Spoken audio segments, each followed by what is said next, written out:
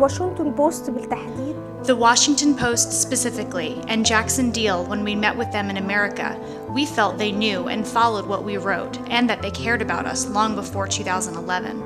Since the political advocacy started in Egypt in 2004 and 2008, their writing about us was a great support to us and helped us in communicating our message to the outside world that we are trying to use the simplest ways at hand to communicate.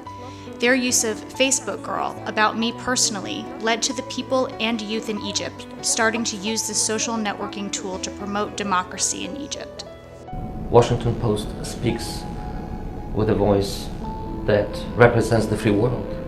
In the countries where dictators oppress the people, where freedoms and rights are restricted, and where people don't have an opportunity to speak out, it is the Washington Post that represents their voice.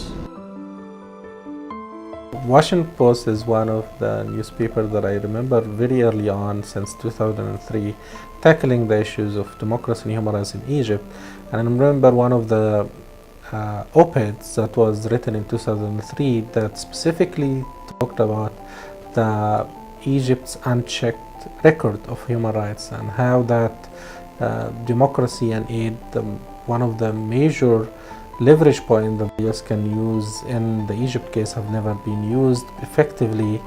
And that was, I think, one of the added value that they were able to bring, putting pressure on US policymakers to use the power they have in support of democracy and human rights.